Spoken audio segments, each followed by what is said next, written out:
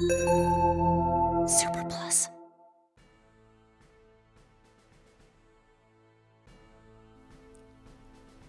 Greetings and welcome to the Hills of Steel 1 Tank Breakdown series. I'm your host Andrew and we're back with another video. This time we're going to be taking a look at one that's beginner friendly and will be the first you'll come across, Cobra. This small tank will help you to ease into Hills of Steel and how things work. Let's take a closer look at it before we actually get into some gameplay. Cobra is a low armor, mid-engine tank that has simple mechanics to play and learn, so is very beginner friendly. In the customization, it comes with a few available skins, so why don't we spice things up a little bit by choosing Venom. That looks great. As with all tanks in the game, you can level up your Cobra with collected cards from chests, as well as coins. This will help to improve your overall stats, so always make sure to level up your tank when you can. Not only that, but there are available boosters. Currently, we have the Cobra Rapid Reload, which instantly reloads your gun and speeds up shooting for a while. It also resets after each boss kill. There are various other boosters such as Napalm, Force Shield, Mine, Shockwave, Circular Saw, Repair Kit, and Airstrike. As you unlock these, you will be able to play around and see what fits your style. However, we're going to stick with the Cobra Rapid Reload for now. Much like the tanks, you will be able to upgrade these with collected cards and coins to better improve them so that you can take advantage of your enemies. But now that we have taken a look at the tank itself, let's see how it is in action with some gameplay. There are various modes that you'll be able to participate in.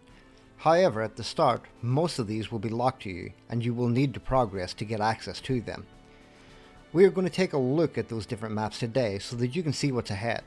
But first, let's take a look at the standard map, Midsummer Siege. The objective in this is to make your way forward, take down a set number of smaller tanks, and then a boss at the end of the run. One thing to take into consideration when playing the game is the physics, both for when moving and when firing your missile. As you can see, with Cobra it has a relatively straight shot that tends to dip off towards the end. However, when you move around and fire it, you will notice that the barrel of the weapon bounces a little from recoil and movement. So, as you move across terrain, you will need to ensure that you get the right balance to use your tank to its best capabilities. This means that because of its straight shot, sitting behind large hills probably will not be of much use, so you will have to figure out where it is you want to sit in order to make your shots count the most. And of course, as you move across the terrain, you will notice the bounce effect of your barrel as you land, so you need to time your shots or land before doing so. The physics of each available tank will take getting used to, but the Cobra will be a great starting point for this. As you are about to see, positioning is key. Because of the way the Cobra fires, we are firing too high over the other tank. This means that we need to get ourselves into a good position for our shots to land. One of the other things to be careful of with Cobra, that is, although we have incredible range of our shot and speed, it can actually work against us in some cases.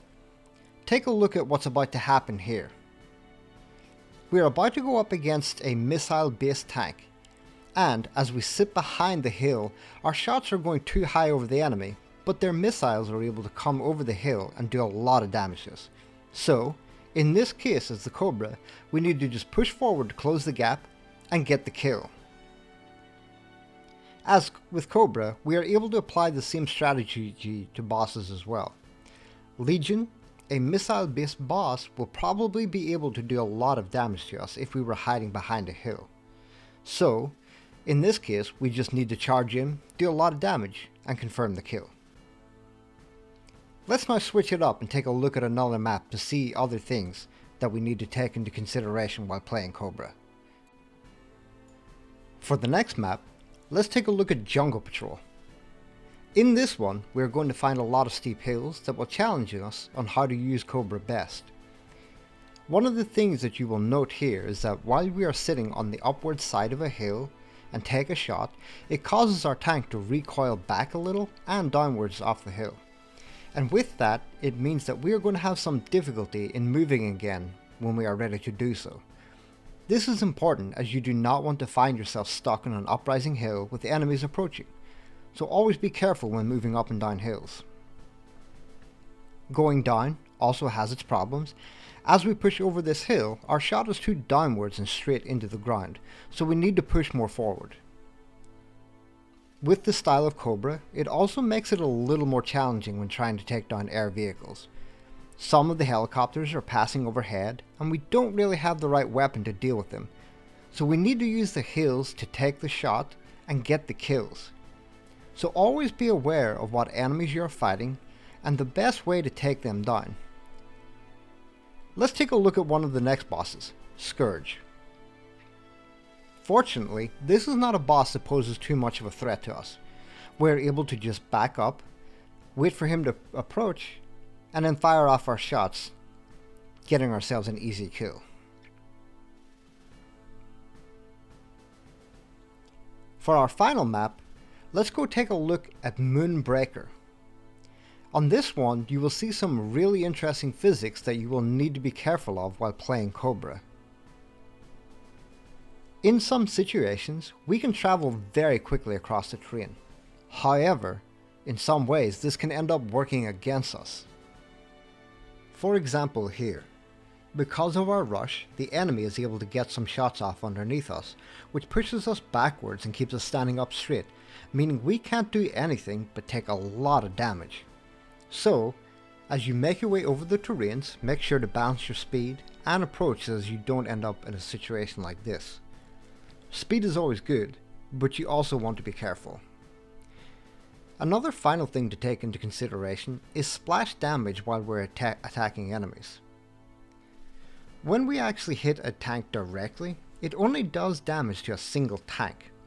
However, you will notice that if we hit the ground, it also does damage to nearby tanks, so sometimes this can be useful.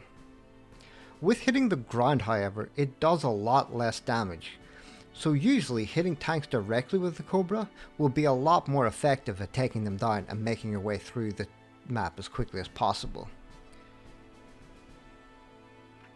In some rare cases, you will be able to put the Cobra's range to advantage, as you are about to see in the upcoming boss fight. We are incredibly low in health, so getting close might be the end of our run. So, what we can do here, because of the terrain, is take advantage of the huge range that we have. We can sit back at a range and take the boss down without any threat of dying. So if you are new to Hills of Steel, you will be able to put all of these to good use. The Cobra is a great starting point for beginners as it will help you get used to firing, the physics, and basic positioning on the terrain. This concludes our look at the Cobra in the Hills of Steel tank breakdown. Of course, there's many more tanks to come in the series, so don't forget to like and subscribe to the channel. Follow our social media, links are below, to keep up to date with everything Super Plus. Also leave a comment if you have any hints or tips on playing Cobra or for new users in general. Until the next time, have fun, and we will see you on the hills.